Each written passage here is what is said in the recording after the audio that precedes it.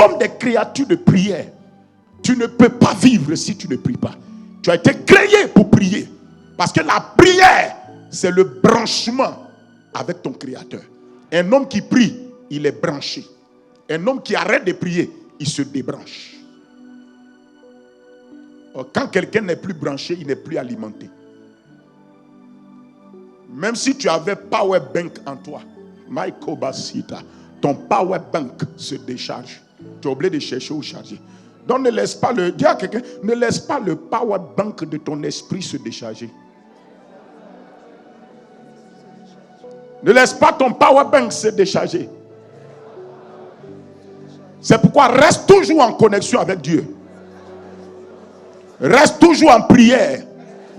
Parce que tu es une créature de prière. Jésus a montré une parabole dans Luc 18, verset 1. Pour montrer, dans la version originale, pour montrer que l'homme doit toujours prier. Et ne point. C'est quoi? C'est le français qui dit se relâcher. Dans l'original, il a dit et ne point faiblir. Cela veut dire que la prière, quand tu relâches la prière, c'est un mécanisme de faiblissement. D'affaiblissement que tu as engagé. Un homme qui arrête de prier, il commence à faiblir. Pourquoi? Parce que tu n'es plus branché. Tu es déconnecté. Donc tu t'affaiblis. C'est pourquoi quand tu pries, tu es puissamment fortifié par son esprit dans ton homme intérieur. La prière est l'élément essentiel dans la vie de tout chrétien. Je vais vous dire une chose. Si votre cœur n'aime pas la prière, il y a quelque chose qui ne va pas bien dans votre vie spirituelle. Normalement, tu ne peux pas dire au poisson, il n'aime pas l'eau. Si le poisson n'aime pas l'eau, ça veut dire que son écosystème, sa technologie de poisson, là, ils ont changé ça. Soit il est devenu un animal, c'est pourquoi il n'aime plus l'eau. Ou bien il est devenu quelque chose qui doit vivre ailleurs, un oiseau, c'est pourquoi il n'aime plus l'eau. Quand on te modifie, quand on modifie ce qui est en toi, il y a des choses que tu aimais que tu n'aimes plus. C'est pourquoi souvent Satan vient modifier ton âme. Ton âme qui désirait prier, il met des choses qui font que ton âme n'aime plus la prière.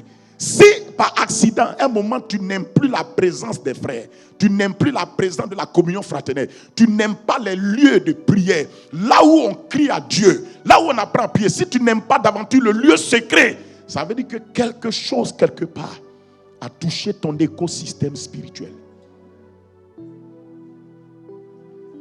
Parce que normalement, tu es une créature de prière. Tu dois aimer là où on prie. Si quelque chose en toi fuit la prière, ça veut dire que ça ne va pas. Le signe de fuir la prière est un signe de maladie. Tu as besoin d'un diagnostic pour détecter le virus, la bactérie qui t'a contaminé et l'assassiner avec le sang de Christ pour retrouver ta liberté. Amen. Amen. Amen.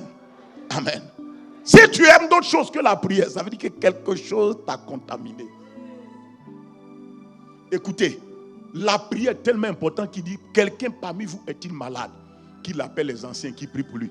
Il dit, mais quelqu'un parmi vous est-il dans la souffrance? Qu'il prie. La souffrance n'est pas une excuse pour arrêter de prier. La souffrance également est une plateforme.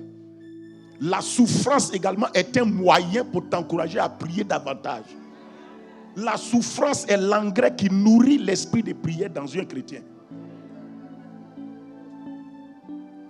Il dit, quelqu'un parmi vous est-il dans la souffrance? Il ne faut pas qu'il aille à un concert.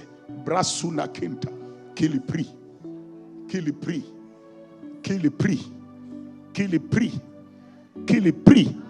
Et je vais te dire, c'est la prière qui rend ta louange et ton adoration puissante. C'est la prière qui parfume ta louange de l'onction. Si tu ne pries pas, si tu chantes, ton cantique ne touche personne. Parce que tu n'as pas compris que tu as affaire à des esprits. Les esprits ne sont touchés que par l'esprit. Écoutez-moi, votre corps qui est là, ce n'est pas vous, c'est votre enveloppe. Ce qui est vous, c'est votre esprit. Donc si quelqu'un n'est pas capable de toucher ton esprit, il ne peut pas te faire bouger. N'oublie pas que la Bible dit que Dieu est le Dieu des esprits de toute chair. Cela veut dire que toutes les chairs ont un esprit.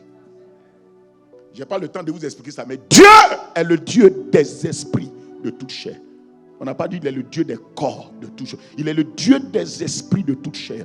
Cela veut dire que si Dieu doit traiter avec toi, c'est avec ton esprit. Cela veut dire que ce qui importe Dieu dans ta vie là, c'est ton esprit. Ton esprit est la technologie qui t'a été donnée pour contacter le Créateur. Alléluia. Alléluia. Parce qu'il n'y a qu'un esprit qui peut avoir une relation avec un esprit.